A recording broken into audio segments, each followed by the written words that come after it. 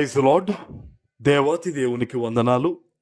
ప్రభు నామమున మీ అందరికీ నా ప్రత్యేకమైన వందనాలు, శుభాలు తెలియచేస్తున్నాను.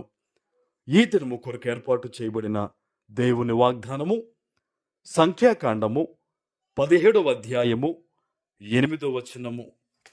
మరునాడు మోషే సాక్ష్యపు గుడారములోనికి వెళ్ళి చూడగా, లేవి కుటుంబముదైన అహరోను కర్ర చిగిర్చి ఉండెను. అది చిగిర్చి పువ్వులు పూసి బాదము పండ్లు గలదాయను. దేవుని నామానికి మహిమ కలుగునుగాక. ఈ ఉదయకాల సమయంలో బహుశ్రేష్టమైన వాగ్దానాన్ని నీ తండ్రి నీకిస్తూ ఉన్నారు. ఆమేన్.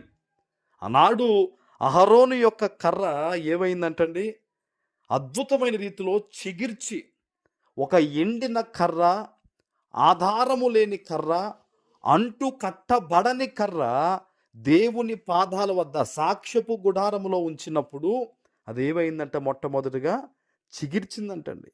చిగిర్చడమే కాదు, పువ్వులు పూసి బాదము పండ్లు గలదాయింది. హల్లెలూయా.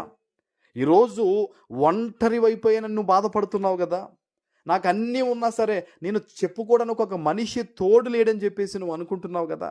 నా జీవితంలో నాకు సపోర్ట్ చేసేవాళ్ళు లేరు, నా వ్యాపారంలో నన్ను వెనుతట్టేవారు లేరు, ఇదిగో నా ఉద్యోగంలో నాకు సహాయం లేదని ఎన్నో రకాలుగా ఎన్నో ఆలోచనలతో దేవుని సన్నిధిలో దుఃఖపడి ప్రార్థిస్తున్న నీతో ఈరోజు నీ తండ్రి చెప్తున్నాడు, నీ జీవితంలో అద్భుతమైన రీతిలో ఒక గొప్ప మెరాకిల్ అనేది దేవుడు చేయబోతూ ఉన్నారు. ఆమేన్.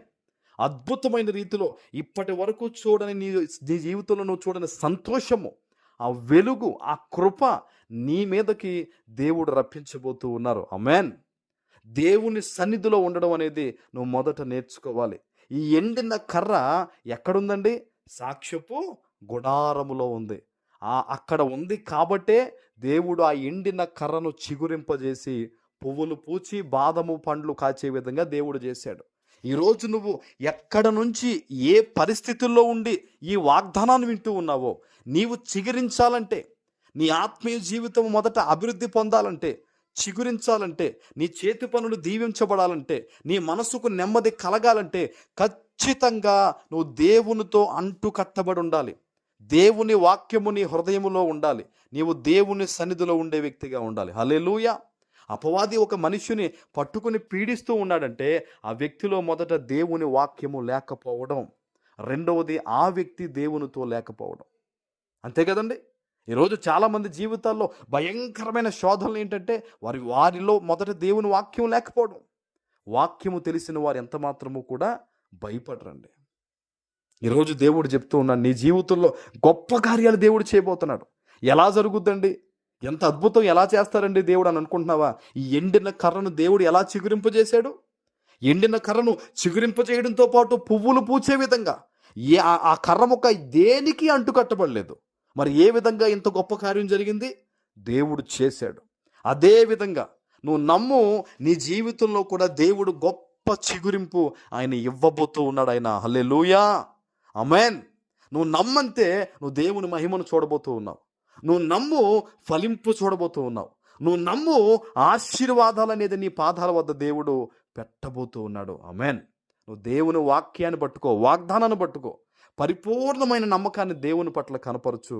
అద్భుతంగా దేవుడు నిన్ను దీవిస్తారు. ఆమేన్. ప్రార్థన చేసుకుందాం. పరిశుద్ధుడు అయిన మా తండ్రి, ప్రేమ కలిగిన ప్రభువా, మీకు వందనాలు.